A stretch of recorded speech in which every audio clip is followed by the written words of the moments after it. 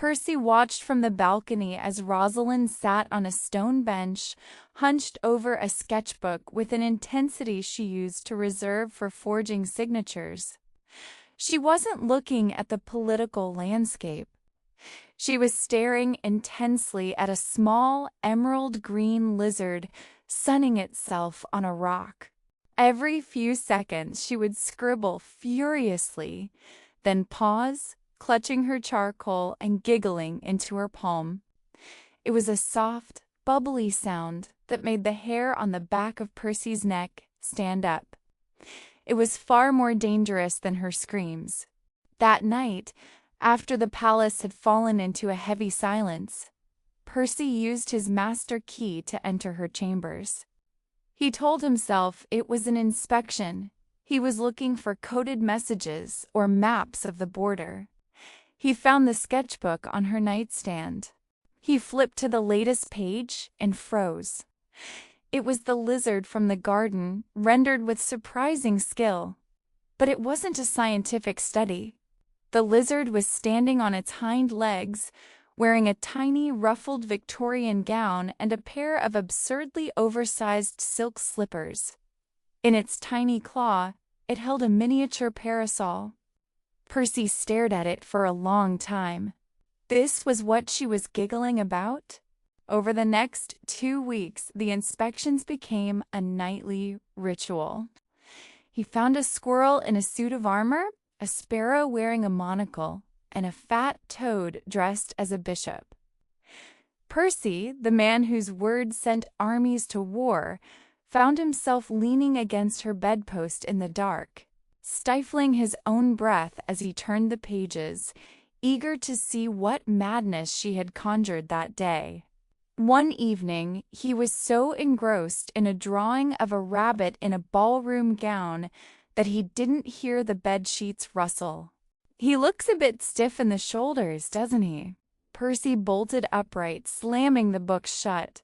Clara was sitting up, rubbing sleep from her eyes, but she wasn't screaming. She looked excited.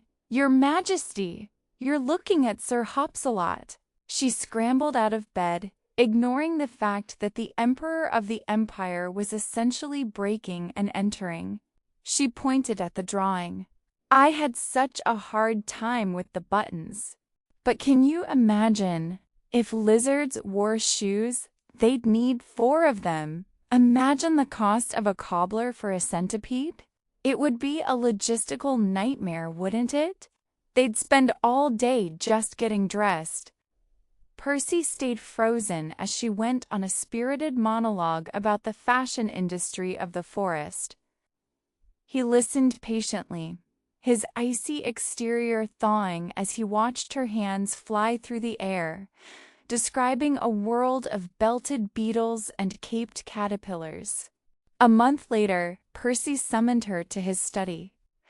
On his desk sat a beautifully bound leather volume.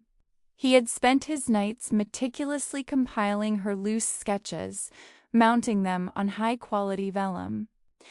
"It is a record," he said stiffly, though his eyes were soft, "of your research." Clara beamed, her heart fluttering. "Oh, Percy, thank you. If you ever want to see something specific, maybe a wolf in a waistcoat, just send me a request. I'll send them to your study daily." The drawings began to arrive every morning with his tea. They were brilliant, funny, and warm. But as the days passed, Percy grew restless. He sat in his massive, lonely office, staring at a picture of a hedgehog in a nightcap, and felt a pang of jealousy toward the paper. He stormed into her garden pavilion that afternoon. "Why have you stopped coming to the main wing?" he demanded, the old tyrant tone slipping back into his voice. "Do you find the drawings a sufficient substitute for my presence? Are you using them to keep me at a distance?" Clara looked up from her charcoal, startled. "No, I thought you were busy. I sent them so I wouldn't bother you while you were ruling. I didn't want to be a nuisance." Percy stepped into her space, his shadow falling over her sketchbook. "You are many things, Rosalind, but a nuisance is not one of them.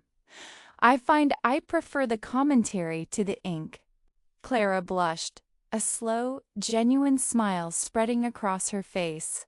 "Well, I like you too, Percy. You can come see me anytime you want. You don't need the drawings as an excuse to visit."